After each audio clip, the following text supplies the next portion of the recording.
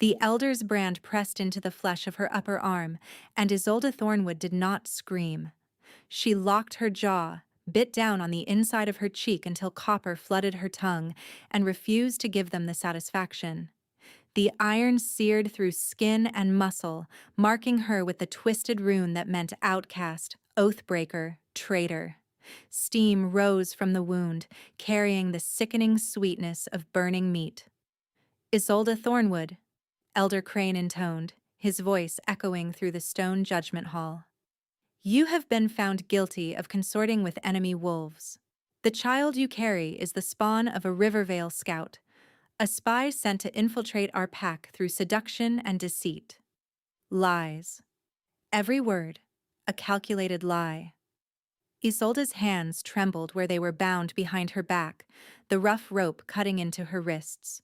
Her belly strained against her worn dress, 8 months heavy with a child whose father had been nothing more than a passing merchant wolf, dead now from a fever that had swept through the trading camps last spring. No enemy, no spy. Just a brief comfort between two lonely people, and now a daughter growing inside her who would never know her father's face. I carry no enemy's child, she said, her voice steadier than she felt. This accusation is false. Marcus Ashford spreads these lies because I refused his courtship, because I told him no. A ripple of murmurs moved through the assembled wolves. She caught glimpses of faces she'd known her whole life. Widow Tanner, who'd taught her to preserve herbs. Old Samuel, who'd let her read from his precious book collection. None of them would meet her eyes. Silence. Elder Crane's lip curled. Your deflections are noted and dismissed. Marcus Ashford is the Beta's son, heir to leadership of this pack. His word carries weight. Yours. He looked her up and down, contempt twisting his weathered features. Yours carries nothing. You are nobody. A dead mother's unwanted daughter, tolerated out of charity, and this is how you repay us. Marcus stood to the elder's left, golden-haired and handsome, wearing a mask of wounded dignity. But Isolde saw the triumph in his pale blue eyes. She'd humiliated him when she'd rejected his advances in front of his friends, had laughed when he'd told her she should be grateful for his attention. He'd promised her she would regret it. He'd kept that promise. The sentence is banishment, Elder Crane continued, effective immediately. You will leave Ashvale territory before moonrise. If you are found within our borders after that time, you will be killed on sight. Your name is struck from our records. You are no longer pack. The words hit her like physical blows. No longer pack.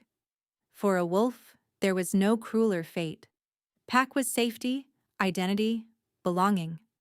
Pack was the difference between survival and slow death in the wild. And they were ripping it away from her, from both of them, based on a jealous man's wounded pride. The winter storms are coming, she said, hating the desperate edge that crept into her voice. I'm 8 months pregnant. You're sending me to die. Then perhaps you should have considered that before spreading your legs for the enemy. Marcus stepped forward, his boots ringing on the stone floor.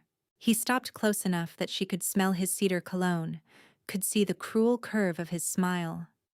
I offered you everything, Isolde. Protection, status, my name.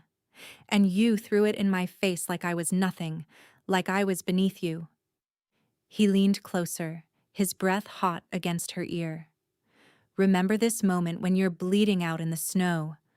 Remember that you chose this. The guards cut her bonds and shoved her toward the door. No belongings, no food, no cloak against the coming cold. Just the clothes on her back, and the brand still smoking on her arm. She walked until her feet bled. The first night she sheltered in a hollow log, curled around her belly while wind screamed through the bare trees. The second night she found an abandoned hunter's blind and wept until no more tears would come. Her daughter moved inside her, restless, as if she could sense her mother's terror. I'm sorry, Isolde whispered, pressing her palm against the swell of her stomach. I'm so sorry. I'll keep you safe. somehow. But how? The nearest neutral territory was a week's journey on foot, and she was already weakening. Her wolf, usually a steady presence in the back of her mind, had gone quiet. Shocked into silence by the severing of pack bonds, by the brand that marked them as less than nothing. On the third day, she remembered the stories. The Deathless King, Alpha Brennan Duskwalker of the Obsidian Court, who had ruled for 300 years and whose mate had died in the same attack that had killed his father. They said his heart had turned to stone that night. They said he never smiled, never laughed, never took another woman to his bed. They said he was more statue than man, frozen in eternal grief. But they also said he took in outcasts, strays, wolves that other packs had thrown away. It was a rumor, nothing more, a desperate hope. But Isolde had nothing left but desperate hopes. She turned north. The obsidian gates of Duskwalker territory rose against the pale dawn sky like jagged teeth, black stone gleaming with frost. Isolde stood before them, swaying on bloody feet, her breath misting in the frigid air. Guards in dark armor watched her from the walls, their expressions unreadable. "State your name and purpose." The voice came from above, cold and formal. Isolde lifted her chin. She would not crawl. She would not beg. "My name is Isolde Thornwood, formerly of the Ashvale Pack. I come with information about the border raids that have plagued the Obsidian Court. I request an audience with your king." A long pause. She felt their eyes taking in her condition, the brand visible through her torn sleeve, the pregnant belly, the bare and bloodied feet. "Wait there." She waited. The cold seeped into her bones. Her daughter kicked, hard, and Isolde gasped at a sudden cramping pain that bent her nearly double. "Not yet," she begged silently. "Please, not yet." The gates groaned open. 2 guards approached, a male and female in matching armor. The female's expression softened almost imperceptibly when she saw Isolde's state. "Can you walk?" Isolde nodded, though she wasn't certain it was true. "Then come. The king will see you." They led her through corridors of black stone, past tapestries depicting ancient battles, under archways carved with wolves in mid-hunt. Everything was severe and beautiful, cold and pristine. Isolde's bloody footprints marked her passage like a trail of accusations. Finally, they stopped before a set of massive doors. "The king's study," the female guard said. "He's been informed of your arrival. You'll wait inside." The doors swung open, and Isolde stepped through.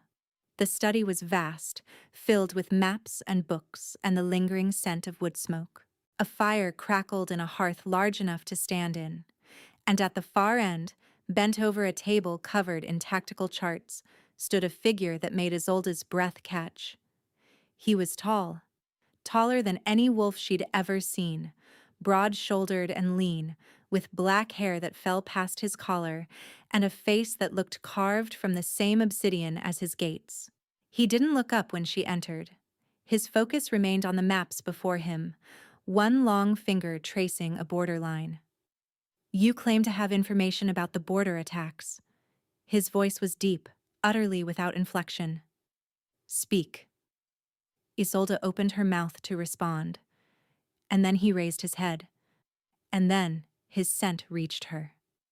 Pine and winter frost and something ancient, something wild, something that made her wolf surge forward with a recognition so powerful it stole the breath from her lungs. His eyes went wide. Gold bled into gray irises, bright and burning, and a growl rumbled from his chest. Low, involuntary, hungry. Isolde felt heat flood her veins like molten honey. Her knees weakened, her heart slammed against her ribs. Every instinct she possessed screamed a single word that her mind refused to accept. Mate. They stared at each other across the stone chamber, both frozen, both undone. It was impossible. It was unthinkable. This cold, ancient king with frost in his gaze and 3 centuries of grief in his bearing, this was her mate? Her body knew. Her wolf knew. The truth resonated in her bones like a struck bell. His voice came out rough, shattered. "Who are you? Who are you?" His voice came out rough, shattered, as if the words themselves had been dragged from somewhere deep and forgotten. Isolde couldn't answer. Her tongue had turned to stone, her thoughts scattering like startled birds. The heat flooding through her was unlike anything she'd ever experienced. Not the gentle warmth of attraction, not the comfortable pull she'd felt toward her daughter's father. This was a wildfire. This was drowning and burning at once. This was her wolf pressing against her skin so hard she could feel fur threatening to sprout along her arms. Brennan Duskwalker stood frozen behind his table of maps, his knuckles white where they gripped the edge. His chest heaved with rapid breaths that seemed to surprise him, as though his body had forgotten the rhythm of such urgency long ago. Those eyes, gray turned molten gold, fixed on her with an intensity that should have terrified her. It didn't terrify her. That was what terrified her. Her wolf recognized this male. Recognized him with a certainty that bypassed thought, bypassed reason, bypassed every wall Isolde had built in 23 years of life. The animal part of her didn't care that he was the deathless king, didn't care that she was a branded outcast with bloody feet and no name. Her wolf only knew one thing: him. She tried to speak, but another wave of heat crashed through her, and her hand flew to her chest as if she could press it back. "I am Isolde Thornwood. I have information about—" The words died. They both knew the information didn't matter anymore. Brennan moved. One moment he was behind his table. The next he was 5 feet closer. Stopped short as if by invisible chains. A sound escaped him. Half growl, half groan. And his hands fisted at his sides. "Impossible." The word was barely audible. "This is impossible." Isolde wanted to agree. She wanted to laugh at the cruel absurdity of fate. That she would find her mate now, like this, pregnant with another wolf's child and wearing the brand of a traitor. What cosmic joke was this? What punishment for sin she couldn't remember committing? "I didn't know." Her voice came out as a whisper. "I swear to you, I didn't know. I came here for sanctuary. For my daughter. I never expected—" "Your daughter." His gaze dropped to her swollen belly, and something shifted in his expression. Not disgust. She'd braced for disgust, had been waiting for it since she'd felt the first flutter of the bond. Instead, she saw wonder, confusion, a vulnerability so raw it made her chest ache. He took another step, then another. Then he stopped again, his jaw clenched so tight she could see the muscle jumping beneath his skin. "You carry another's child," he said slowly, as if testing each word. "And yet, my wolf claims you as ours." Ours. The word sent a shiver racing down her spine. Not mine. Ours. As if her daughter was already included in that claiming. "The father is dead." She didn't know why she said it. Didn't know why it mattered. A merchant wolf. He caught fever last spring. He never knew about her. Something flickered in Brennan's golden eyes. "Then she is yours alone." "Yes." "And you are mine." The words hung between them, heavy with implication. Isolde's breath caught. Her wolf pressed forward with such force that she swayed, and suddenly Brennan was there. So fast she barely tracked the movement, his hands catching her elbows to steady her. The contact was electric.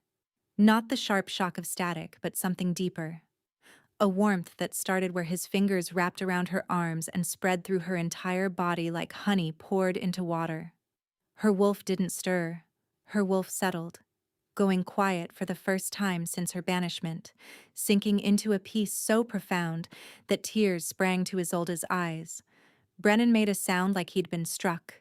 His grip tightened, then consciously loosened, And when she looked up at his face, she found the frost cracking. Those ancient eyes, so cold and empty when she'd first entered, they were alive now, burning with something that looked almost like terror. 300 years, he breathed. 300 years of nothing, and now… He released her abruptly and stepped back, putting distance between them. His hands were trembling. The deathless king, the wolf who had not felt anything in 3 centuries. His hands were trembling. "You're exhausted," he said, his voice forcibly steady. "Injured. You need rest and care before we discuss this." Isolde wanted to argue, wanted to demand answers, explanations, some path forward through this impossible situation. But her body chose that moment to remind her of its limits. Her knees buckled, and only his lightning-fast reflexes kept her from crumpling to the floor. He caught her, carefully, so carefully, and she found herself pressed against a chest that radiated warmth like a furnace. His heartbeat thundered beneath her ear. For a wolf rumored to have a heart of stone, it seemed very much alive. "I'll summon the healer," he said, but he didn't move, didn't release her. Just stood there, holding her, as if he too was unable to break the contact. "I can walk," she said, though she wasn't sure it was true. "Perhaps." His voice rumbled through her. "But you won't have to." He lifted her, gently, impossibly gently, and carried her from the study. The chambers he brought her to were warm, fire-lit, and positioned directly across from what she suspected were his own rooms.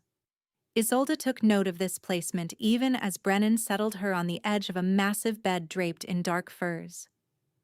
"There is a washroom through that door." He gestured without quite meeting her eyes, as if looking at her too long might shatter whatever fragile control he'd managed to rebuild. "I'll have food and fresh clothing sent up. The healer will tend your feet." "Your Majesty." "Brennan." The word came out harsh, then softer. "We are beyond titles. You know what we are to each other." The acknowledgement sent another pulse of warmth through her chest. "Brennan, I don't understand any of this. Mate bonds don't form instantly. They don't feel like this." For the first time since their eyes had met across the study, he truly looked at her. Not at her condition, not at her belly, not at the brand visible through her torn sleeve, but at her. And in that look, she saw 3 centuries of loneliness, 3 centuries of frozen grief, beginning to thaw. "No," he agreed quietly. "They don't. Normal mate bonds build slowly, reveal themselves over time. This is…" He shook his head. "I have no words. My wolf has not spoken to me in 200 years. He has not stirred, not risen, not cared about anything since Alara died. And then you walked into my study and he roared." Isolde's breath caught. "You were mated before." "Yes. She died in the attack that killed my father." I held her while the light left her eyes. His voice was steady, but something in his face had gone distant. "I thought I would never feel anything again. I made peace with that. I ruled, I protected my territory. I waited for death that never came." His gaze sharpened, focusing on her with unsettling intensity. "And then your scent reached me, and I remembered what it felt like to be alive." She didn't know what to say. What could anyone say to that? Brennan seemed to realize he'd said too much. He stepped back, his expression closing, the frost creeping back into his features like winter reclaiming bare ground. "Rest," he said. "We will speak more when you've recovered. You will not be touched without consent in my court. Not by anyone." He paused at the doorway, and she heard him draw a careful breath. "Including me." Then he was gone. Isolde sat alone in the fire-lit chamber, her hand pressed over her racing heart, and tried to make sense of a world that had just turned completely upside down. She must have dozed because she startled awake to find fresh clothing laid across a chair. Simple, but well made, soft wool in deep green, that would accommodate her belly. A tray waited on a table beside the bed, warm broth fragrant with herbs, bread still steaming from the oven, sliced apples, and soft cheese. The fire had been built back up, crackling cheerfully against the cold pressing at the windows. And most tellingly, her feet had been cleaned and bandaged while she slept, wounds she hadn't even felt being tended. Someone had cared for her. Multiple someones, perhaps, moving quietly to avoid waking her. The realization made her throat tight with emotions she couldn't name. For 3 years since her mother's death, Isolde had survived on the margins of Ashvale. Tolerated but not truly wanted. Fed but not nourished. And in her final days there, she'd been treated like a criminal. Spat on. Branded. Cast out to die. But here, in the court of the wolf they called deathless and heartless, she'd been given warmth and food and gentle hands tending her wounds. The contradiction made her head spin. 2 days passed before she ventured beyond her chambers. The healer, a gruff elderly wolf named Alden, who had served 4 generations of Duskwalkers, had pronounced her dangerously exhausted and foolish for traveling so far in such a state, before providing herbs that eased her cramping and aching bones. Her feet were wrapped in soft bandages and poulticed with something that smelled of pine and made the pain fade to a distant throb. And every morning, every evening, fresh food appeared. More clothing. A book of poetry she mentioned admiring during Alden's examination, somehow delivered to her bedside table by the next day. She never saw Brennan directly, but she felt him. The bond between them hummed like a plucked string, telling her when he was near, when he paced in his chambers across the hall, when his attention turned toward her door before consciously pulling away. He was giving her space, she realized.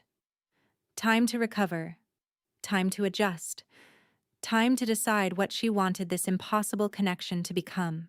It was more consideration than anyone had shown her in years. On the 3rd morning, she dressed in a gown of charcoal gray and made her way toward the great hall. Guards nodded respectfully as she passed. Word had clearly spread of her status, if not the full nature of her bond with their king. She kept her chin high and her spine straight, refusing to shrink beneath curious eyes. She found Brennan there, seated on a throne carved from obsidian, hearing petitions from his court. He looked up the instant she entered, those eyes finding her across the crowded hall with unerring precision. Gold flickered at the edges of his irises before he forcibly tamped it down, but others had noticed his reaction. "Well," drawled a voice, sharp and carrying. The mysterious guest emerges at last. Isolde turned to find a woman rising from her seat near the front. Flame-red hair, porcelain skin, eyes like chips of green ice. Beautiful in the way of a blade, elegant and dangerous. Her gown was silk and velvet, her jewels worth more than everything Isolde had ever owned. Lady Vera Ravencrest. The woman introduced herself with a smile that didn't reach her eyes. "I have heard so much about you, Isolde of Ashvale, or should I say, Isolde of Nowhere, now that your pack has cast you out." Murmurs rippled through the gathered wolves. Isolde felt heat climb her cheeks, but she refused to look away. "I am Isolde Thornwood," she said clearly. "My pack may have banished me, but they cannot take my name." "Can't they?" Vera's smile sharpened. "I wonder what sins merit such punishment, and how convenient that you should arrive at our gates with that belly, claiming to have information our king needs. Almost as if you planned it." She gestured elegantly to Isolde's midsection. "Tell me, does the child's father know you're using his spawn as a shield? Or is he awaiting word of your successful infiltration?" The hall went silent. Vera's accusation hung in the air like poison. Isolde's hands curled into fists at her sides. The brand on her arm seemed to burn anew, a reminder of another woman whose words had been lies, another moment when she'd stood accused of crimes she hadn't committed. "You dare!" she began. Lady Vera. Brennan's voice cut through the hall like a blade drawn from ice. He hadn't risen from his throne, hadn't even shifted his posture. But something in his tone made every wolf in the room go still. You forget yourself. Vera's smile faltered just slightly. Your Majesty, I merely express what others are surely thinking. An outcast arrives at our gates, pregnant and desperate, claiming sanctuary and information. The timing is suspect. Her story is hers to tell if and when she chooses. Brennan stood, and even that simple movement seemed to make the air heavier. This woman is under my protection. She is a guest of the Obsidian Court by my invitation. Her honor is my honor. He descended the steps from his throne, each footfall deliberate. Question her honor again, he said softly, and you question mine. Do I make myself clear? The color drained from Vera's face. For a long moment she stood frozen, and Isolde saw the calculation happening behind those icy eyes, the weighing of pride against self-preservation. Self-preservation won. Perfectly clear, Your Majesty. Vera sank into a curtsy, all graceful submission on the surface and barely contained fury beneath. I meant no offense, merely concern for your kingdom's security. Your concern is noted. Brennan's tone made clear how little he valued it. And dismissed. He turned his back on her, a deliberate insult, and walked toward Isolde. The crowd parted for him like water before a ship's prow, and when he stopped before her, the gold in his eyes had stopped fighting for dominance. He let it show, let the entire court see the wolf looking out through those ancient irises. Are you well? He asked, low enough that only she could hear. Isolde's throat felt tight. I am now. Something shifted in his expression, that crack in the frost widening just a little more. He offered his arm, a courtly gesture that spoke louder than any words. Then let me escort you to breakfast. The court has business that can wait. She took his arm, felt the warmth of him through layers of wool and leather, felt her wolf settle deeper into contentment at his nearness. Behind them, she could feel Vera's gaze burning into her back like a brand. But for the first time in weeks, Isolde didn't feel alone.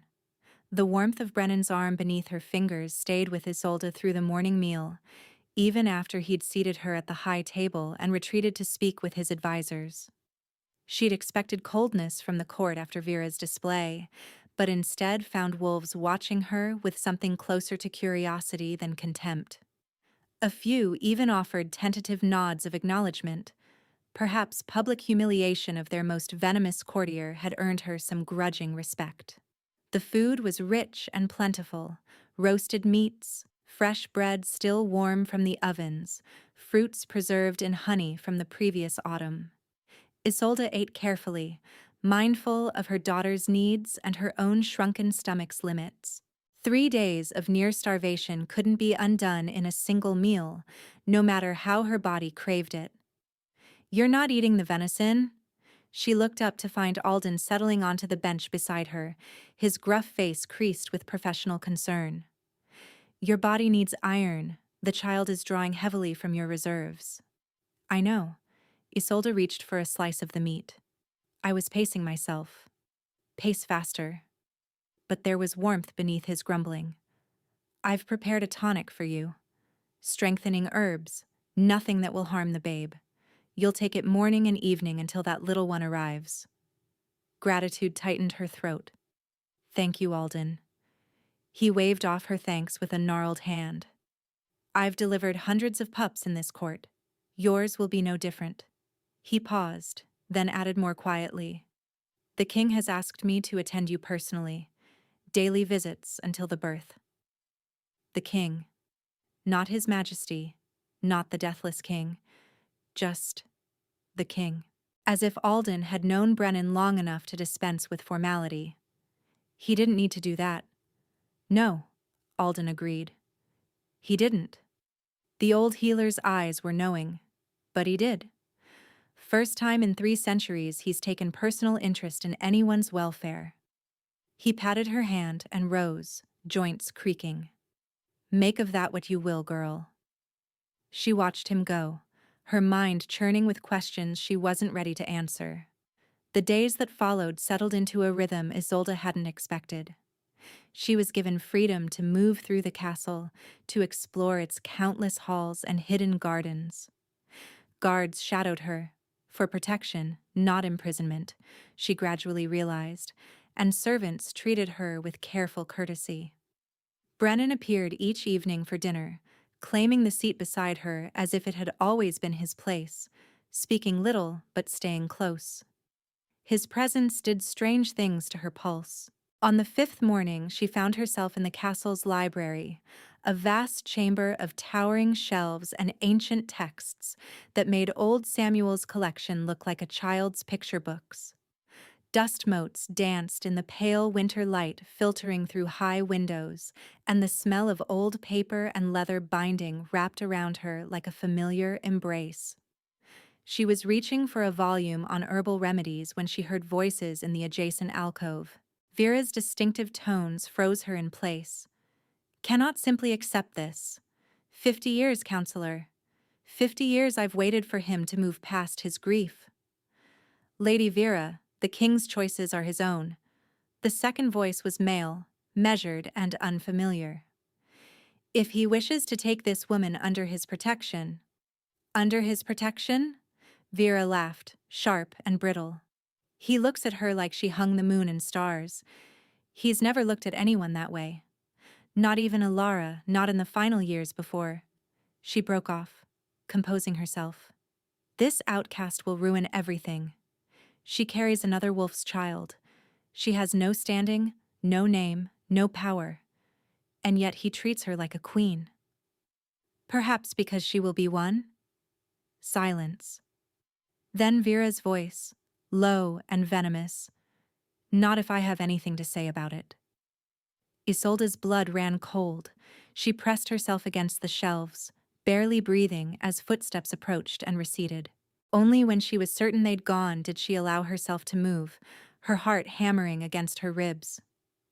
She's dangerous, her wolf whispered, fully awake now and bristling with protective fury. She will try to destroy us. The certainty of it settled into Isolde's bones like ice. She spent the rest of the day watching.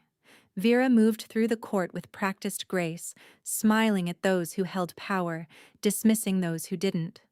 She never once looked directly at Isolde, but Isolde felt her attention like a weight, always there, always calculating. More troubling were the wolves Vera spoke with. A graying advisor who'd been present at Isolde's first appearance, a guard captain with cold eyes, a young noblewoman who giggled at everything Vera said while watching Brennan with naked longing. Allies. Vera was building allies. You're quiet tonight. Brennan's voice pulled her from her thoughts. They sat in his private solar after dinner, a fire crackling in the hearth, the remains of their meal cleared away by silent servants. He'd invited her to stay, and she'd accepted before her mind could conjure reasons to refuse. Thinking, she said. About? About the woman who wants me dead. About the danger I've brought to your door. About the way my heart races when you look at me like that. Many things. He studied her across the table, firelight catching the sharp angles of his face. You're afraid. I can smell it beneath the rest. He paused. What threatens you here? The directness of the question surprised her. So did her impulse to answer honestly. Lady Vera will not simply accept my presence. Vera is a snake with delusions of grandeur. Brennan's voice was flat, dismissive. She has positioned herself as a candidate for Luna since my mate died, and I have ignored her advances so thoroughly she should have understood their futility by now. She hasn't. Isolde leaned forward, urgency pushing past her usual caution. Today, in the library, I overheard her speaking with a counselor. She said she would not allow me to become queen. She has allies, Your Majesty. People who owe her favors, who want to see her rise. Something shifted in his expression. the cold calculation of a king assessing a threat. You believe she poses genuine danger. I know she does. Isolde's hand moved unconsciously to her belly. A woman who has waited 50 years will not abandon her ambitions because of one public rebuke. She will find another way. For a long moment, Brennan said nothing.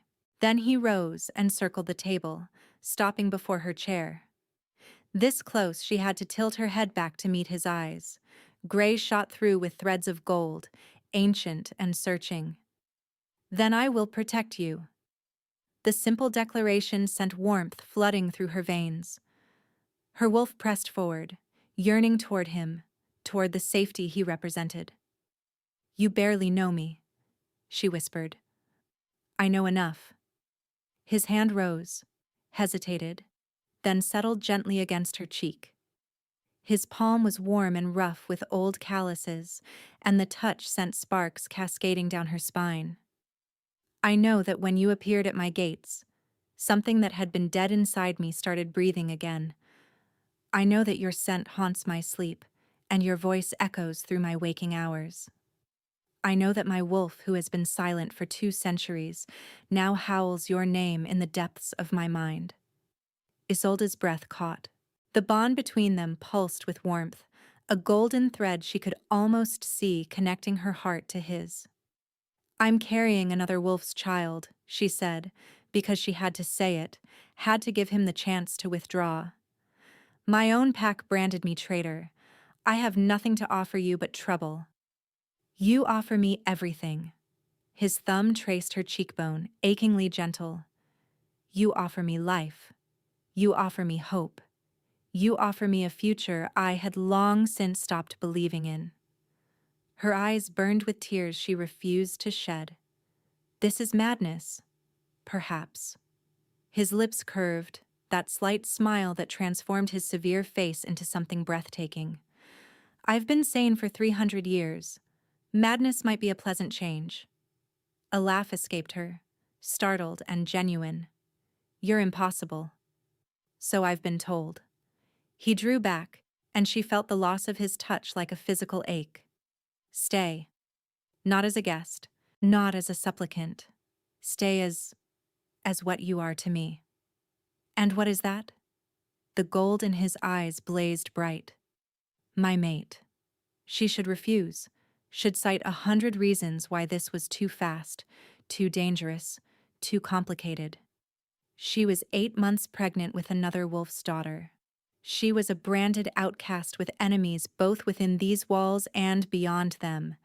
She was nobody, nothing, just a desperate woman who had stumbled into a king's court by chance and desperation. But her wolf was singing in her blood, a wild joy that drowned out every rational objection. And somewhere beneath the fear and the doubt, Isolde's heart answered in kind. I'll stay, she said, for now. It wasn't a declaration. It wasn't a promise. But the smile that broke across Brennan's face was worth more than words. The fragile peace lasted exactly 2 more days. On the 7th morning since her arrival, Isolde woke to hammering on her chamber door and a servant's panicked voice. Lady Isolde, the king summons you immediately. She dressed as quickly as her swollen belly allowed, dread pooling in her stomach. The guards who escorted her to the great hall walked with hands on sword hilts, their faces grim. The court had gathered in tense clusters, whispers slicing through the air like knives.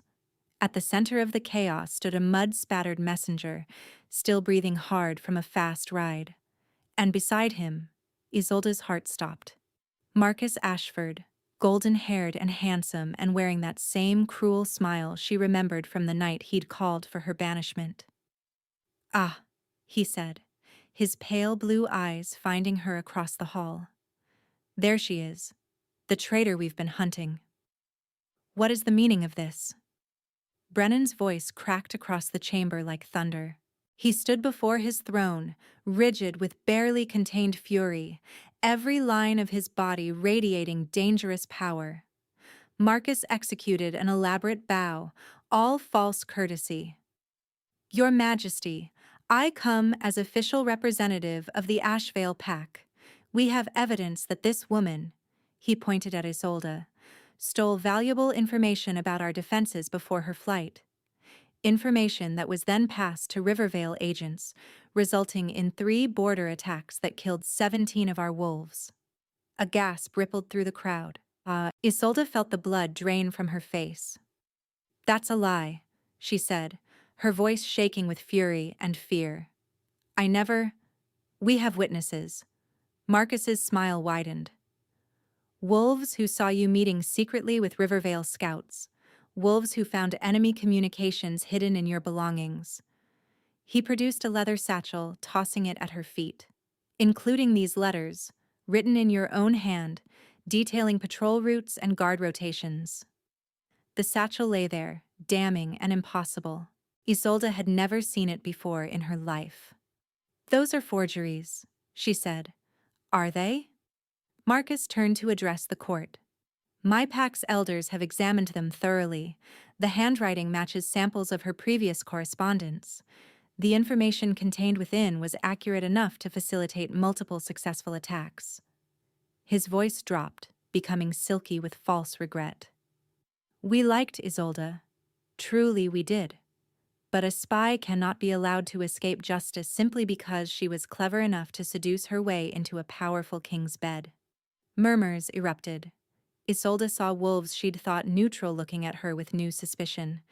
Saw Vera Ravencrest standing near the back of the hall, her face carefully blank, but her eyes glittering with triumph. She did this, Isolde realized with horrible clarity. She contacted Ashval. She arranged this. Your Majesty. Marcus turned back to Brennan, his posture respectful and his voice smooth as poison. We ask only that you return this criminal to face justice under pack law. Surely the mighty Deathless King would not harbor a proven traitor simply because she warms his bed? The insult hung in the air like a thrown gauntlet. Brennan's eyes had gone completely gold, his wolf surging visibly beneath his skin, and when he spoke, his voice was barely human. You come into my hall, he said slowly, and accuse my mate of treason. Mate.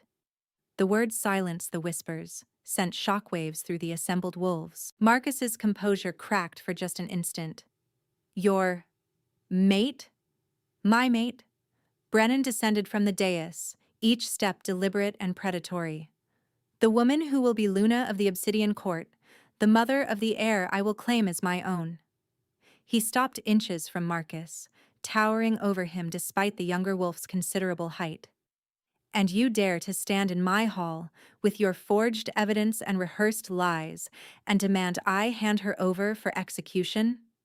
For the first time, real fear flickered in Marcus's pale eyes. The evidence is authentic. The evidence is a fabrication, designed by a jealous woman within my own court and delivered by the rejected suitor who destroyed this woman's life because she dared to refuse him. Brennan's voice rose, echoing off the stone walls. Did you think I would not investigate, Marcus Ashford? Did you think me so addled by grief that I would not recognize a conspiracy when it presented itself at my gates? He turned to the guards. Seize him. The chamber erupted into chaos. Marcus lunged for Isolde, whether to use her as a hostage or to end her life, she would never know, because Brennan moved faster than her eyes could track, his hand closing around Marcus's throat and lifting him off the ground as if he weighed nothing. You will tell me everything, the Deathless King said, ancient and terrible, death in every syllable. The names of your conspirators, the details of your arrangement with Lady Vera. And if you lie to me, even once, I will tear the truth from your mind along with every pleasant memory you have ever possessed. Marcus's face went purple, his legs kicking uselessly. I'll talk, he wheezed. I'll talk. Isolde stood frozen, her hand pressed against her belly where her daughter was kicking frantically, and watched the man who had ruined her life dangle helplessly in her mate's grasp. It should have felt like victory. Instead, she felt only the cold weight of certainty. Vera had not acted alone. This conspiracy ran deeper than a single jealous courtier and a spurned suitor. And somewhere out there, enemies were still gathering. The conspiracy revealed itself 3 nights later in blood and shadow and the screaming of winter wind. Isolde woke to wrongness. Not the gentle stirring of her daughter, not the familiar ache in her lower back, but something deeper.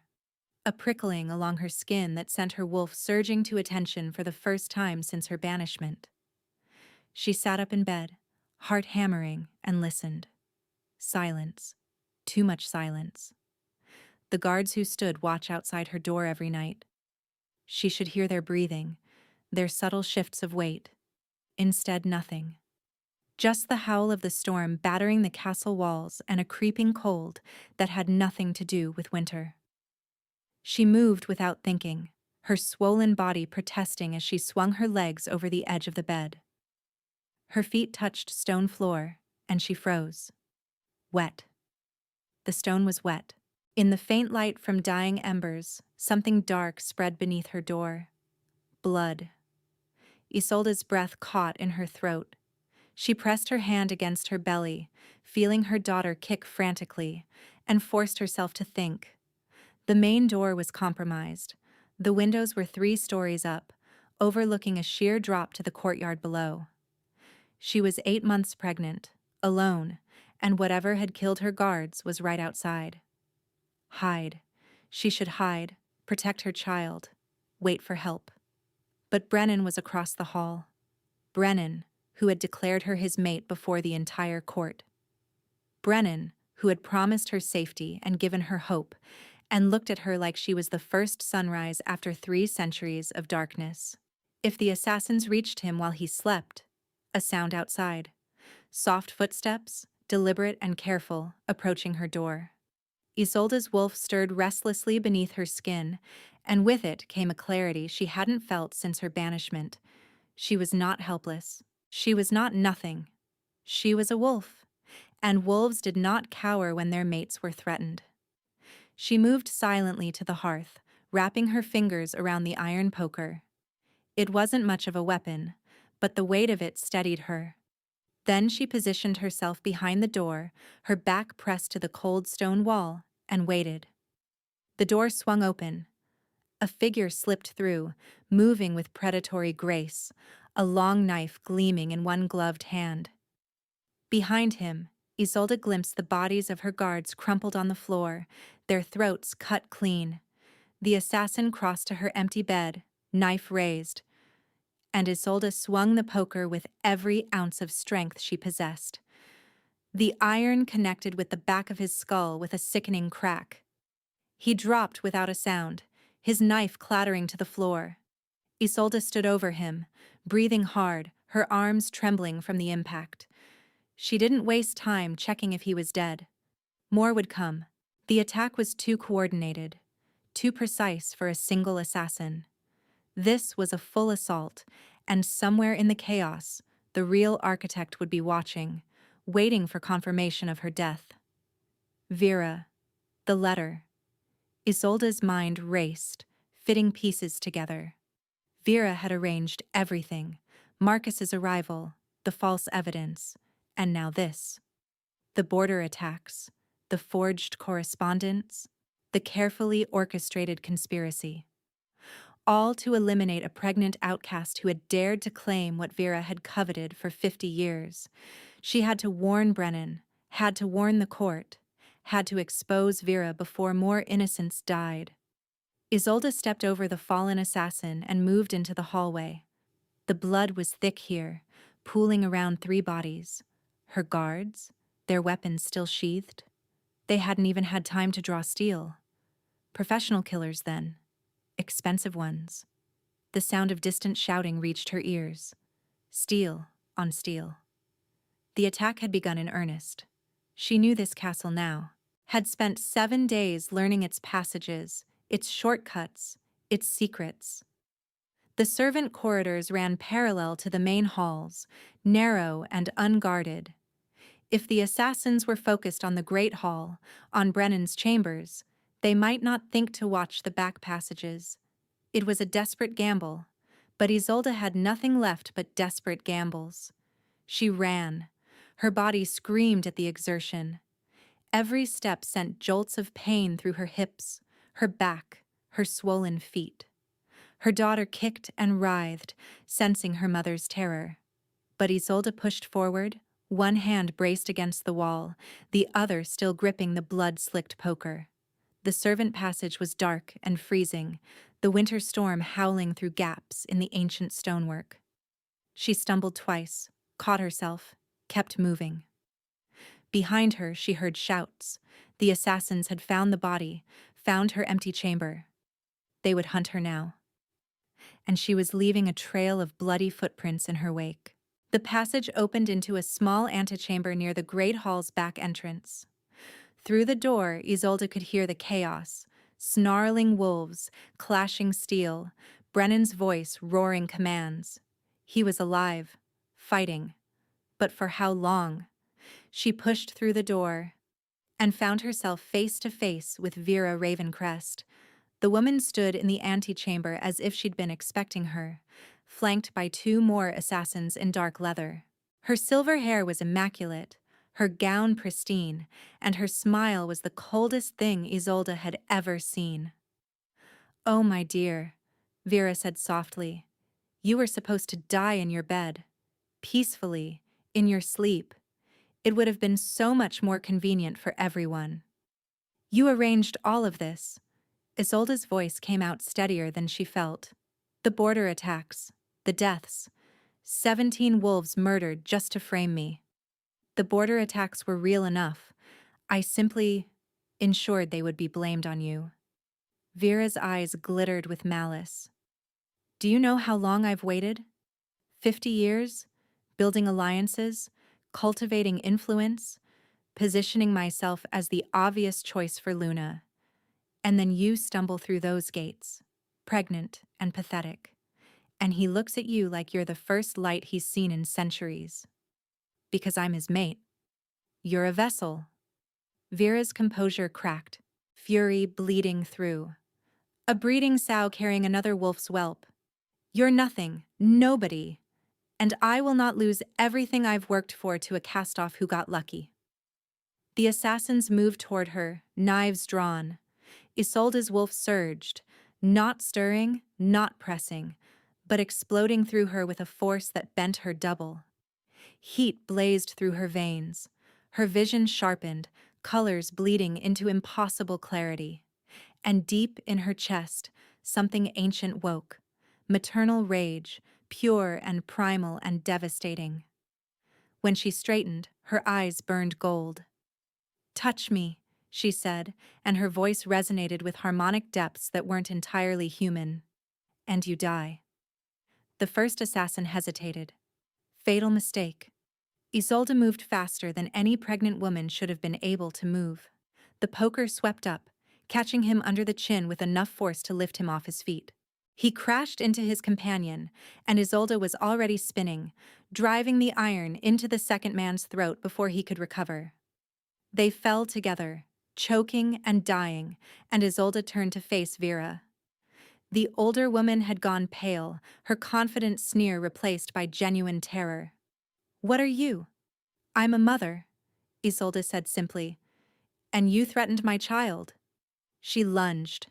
But Vera was faster, or more desperate. She dodged the poker's swing, her claws extending, and raked them across Isolde's upper arm.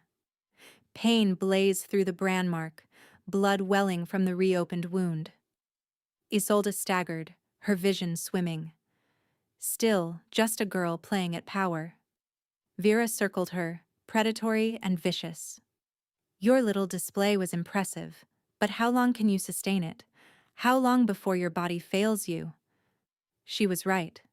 The golden fire was already fading, the exhaustion of 8 months of pregnancy and 3 days of near starvation catching up to her. Isolde's legs trembled. The poker felt impossibly heavy in her grip. But she didn't need to win this fight. She just needed to survive long enough. "Brennan!" Her scream echoed through the stone corridors, cutting through the chaos of battle, and through the mate bond. That golden thread she'd felt weaving between them, she sent everything. Her terror, her defiance, her location, her love. Vera's face twisted with hatred. He won't reach you in time. Then I'll take you with me. Isolde threw herself forward with the last of her strength. The doors exploded inward. Brennan stood in the wreckage, fully shifted into his wolf form, massive and black and terrible, his eyes blazing gold fire, blood matting his fur from a dozen wounds. He took in the scene in an instant, the dead assassins, Vera with claws extended, Isolde bleeding and defiant. His roar shook the walls. Vera shifted, her wolf form sleek and silver, and launched herself not at Brennan but at Isolde, a final, desperate attempt to complete her mission. But Brennan was faster. He intercepted her mid-leap, his jaws closing around her throat, and they crashed to the ground in a tangle of fur and fury. It was over in moments. Vera's struggles weakened, then stilled. Brennan held her there, not releasing his grip, until the light faded entirely from her eyes. Silence fell. Brennan shifted back to human form, naked and blood-soaked and shaking. He crossed to Isolde in 2 strides and gathered her into his arms with devastating gentleness. "You're hurt." "It's nothing." She was trembling too, the aftermath of adrenaline leaving her weak and cold. "The guards. There are more assassins." "All dead or captured." His voice was rough, barely controlled. "We found the breach. A servant passage I thought had been sealed for centuries." He pulled back to look at her, his hands cupping her face. "You should have hidden, should have stayed safe. You were in danger. You were pregnant and unarmed. I was pregnant and armed with an iron poker." Despite everything, a shaky laugh escaped her, and righteous maternal fury. Something broke behind his eyes. He pressed his forehead to hers, breathing her in, and she felt his whole body shudder. "I thought I'd lost you. When I felt your fear through the bond, when I couldn't reach you." His voice cracked. "I've already buried one mate. I cannot survive burying another. You won't." She wrapped her arms around him, ignoring the blood, ignoring the death, focusing only on the solid warmth of him against her. "I'm here. We're both here. Stay here." He pulled back, his expression hardening into the mask of the deathless king. "There are still matters to address." By dawn, the storm had passed, and justice followed. The great hall had been transformed into a court of judgment. The conspirators knelt in chains at the center, 3 of Vera's allies, 2 servants who had provided access, and Marcus Ashford, whose terror-white face showed he finally understood the consequences of his ambitions. Brennan sat on his throne, no longer the grieving king frozen in eternal mourning, but something older and more dangerous. Isolde stood beside him, her wounded arm bandaged, her chin held high despite her exhaustion. "Marcus Ashford of the Ashvale Pack." Brennan's voice echoed through the silent hall. "You have been found guilty of conspiracy against the crown, attempted murder of my mate, and the deaths of 17 wolves along our borders. What say you?" Marcus's composure shattered. "I was manipulated." Vera promised. She said if Isolde was eliminated, if the mate bond was broken. "You believed my bond could be broken?" Brennan's laugh was cold as winter wind. "You understand nothing of what lies between mates, nothing of what she is to me." He leaned forward, and every wolf in the hall felt the weight of 3 centuries of power pressing down on them. "You orchestrated my mate's banishment. You branded her a traitor. You drove her pregnant and alone into the winter cold, hoping she would die. And when she survived, when she found her way to me, you followed to finish what you started." "Please," Marcus sobbed now, all pretense of dignity abandoned. "Please, I'll do anything." "You will do nothing. Ever again." Brennan rose and the hall held its breath. Marcus Ashford, I sentence you to execution by the laws of the Obsidian Court. Your name will be struck from all records. Your line ends with you. The guards dragged him away, his screams echoing until the great doors closed behind him. The remaining conspirators received similar fates: execution for those who had participated in the attack, exile to the hollow wastes for those whose crimes were limited to conspiracy. By noon, the court had been cleansed of Vera's poison. That evening, after the blood had been scrubbed from the stones and the bodies removed, after the healers had confirmed that both Isolde and her daughter had survived the night's horrors unharmed, Brennan took her hand and led her to his chambers. The fire burned low in the hearth, casting warm shadows across the bed with its dark furs and rich fabrics. Isolde stood before the flames, suddenly uncertain now that the crisis had passed, now that there was nothing left to fight. We don't have to do this tonight. Brennan stopped several feet away, giving her space. After everything you've been through, I want to. The words came out stronger than she expected. I want you. I want this. Not because I owe you, not because it's expected, but because... She turned to face him, letting him see the truth in her eyes. Because I love you. Because my wolf has been singing your name since the moment your scent reached me. Because when I thought I might die tonight, my only regret was that I hadn't claimed you yet. He closed the distance between them in 2 strides, his hands cupping her face with aching tenderness. Isolde, I know you loved Alara. I know part of your heart will always belong to her. I'm not asking you to forget. You're asking me to live. He pressed his forehead to hers, and she felt the tremor that ran through him. You're asking me to feel again, to hope again, to love again. He pulled back just enough to meet her eyes. I do love you. I think I have since the moment you walked into my study, bleeding and defiant and carrying new life when all I'd known was death. You woke something in me I thought was gone forever. Then claim me. She tilted her head, baring the vulnerable curve of her neck. Make me yours. Make it so no one can ever question again. His eyes blazed gold. Are you certain? Once the bond is sealed? Brennan. She smiled, and it felt like the first real smile she'd worn in months. I've never been more certain of anything in my life. He kissed her then, deep and consuming, pouring 3 centuries of loneliness and 3 weeks of longing into the press of his lips. She melted into him, her fingers threading through his dark hair, her wolf howling in triumph. When he lifted her, carrying her to the bed, with a strength that made her feel precious rather than fragile, she didn't protest. He laid her down among the furs, positioning himself above her, and the tenderness in his expression stole her breath. I want you to feel everything, he murmured, his lips trailing down her throat. I want you to know, through the bond, exactly what you mean to me. His mouth reached the junction of her neck and shoulder, the claiming spot, where mate marks were given and received. He paused there, his breath warm against her skin.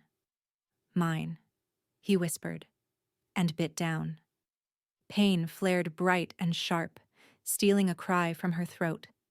But almost instantly it transformed, heat flooding through her veins, pleasure cresting in waves that arched her back and drew a moan from deep in her chest. His teeth held her, and through them, she felt the bond snap into place like a key, turning in a lock she hadn't known was there. His emotions poured through. 300 years of grief and loneliness. The moment he'd scented her. How his dead heart had stuttered back to life. His terror when he'd felt her fear tonight. His rage when he'd seen Vera standing over her. And beneath it all, vast and warm and certain, love. The kind of love that had survived centuries, that had endured impossible loss, that recognized her as its home. Tears streamed down her face. She hadn't known, hadn't understood the depth of what existed between them until this moment. He released her throat, licking the wound sealed, and pulled back to look at her with gold-blazed eyes. Your turn. She rose, fangs descending, something she hadn't been able to do since her banishment, since the severing of her pack bonds had weakened her wolf.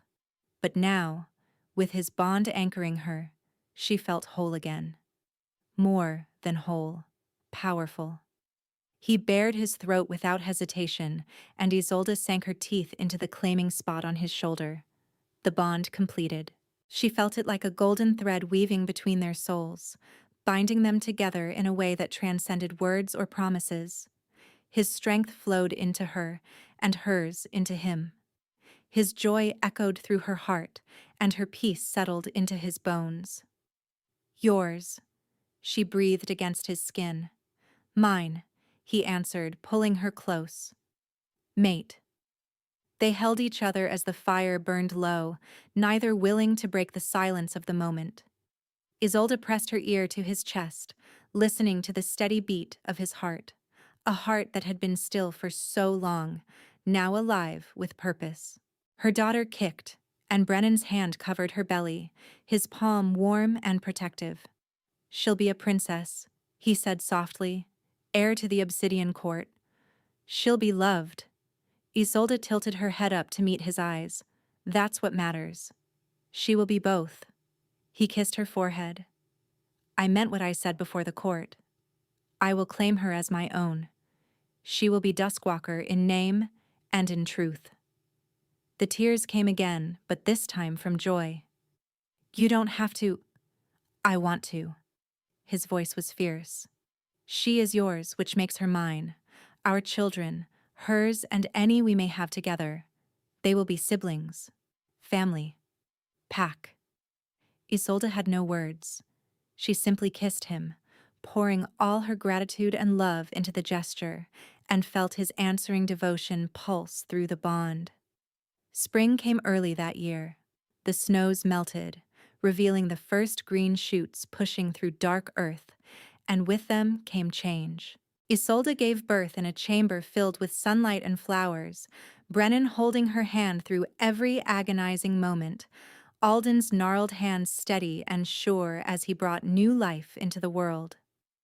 Her daughter was beautiful, dark-haired like her true father, but with her mother's gray eyes, and already, even at moments old, a stubborn set to her tiny jaw that made Brennan laugh with delight. She's perfect, he murmured, cradling her against his chest. What will you name her? Isolde reached out, stroking her daughter's soft cheek. Elena. For my mother. Elena Duskwalker. He tested the name, and his smile was everything. Princess of the Obsidian Court. The coronation took place a month later, in the same great hall that had witnessed so much darkness, but now it blazed with light, filled with wolves who had come from across the kingdom to witness their king take a new Luna. Isolde stood beside Brennan, wearing a gown of midnight blue that matched the obsidian of his crown. Elena slept peacefully in her arms, oblivious to the ceremony unfolding around her. When the crown settled on Isolde's head, silver worked with moonstones, a cheer rose from the assembled court. Wolves who had once looked at her with suspicion now bowed in respect. The brand on her arm had faded to a silver scar, powerless against the claim of a king. Later, in the garden that had somehow survived the winter storms, Isolde walked with Brennan through the first blooms of spring. Elena gurgled happily in her father's arms, her tiny fingers wrapped around one of his. They said your heart died, Isolde murmured, leaning against his shoulder. He looked at her, and his eyes held nothing of the frozen grief that had defined him for centuries. Only warmth, only love, only life. It was only sleeping, he said, and kissed her hair. Waiting for you to wake it. The mate bond hummed between them, golden and eternal, and Isolde smiled. She had come to this court as an outcast, a branded traitor with nothing but her daughter and her desperation. She had found a king who had forgotten how to feel, a court poisoned by ambition, and a love she had never thought possible. She had found home, and in the Obsidian Court, under the rule of the Deathless King and his Luna, spring had finally, impossibly, beautifully arrived.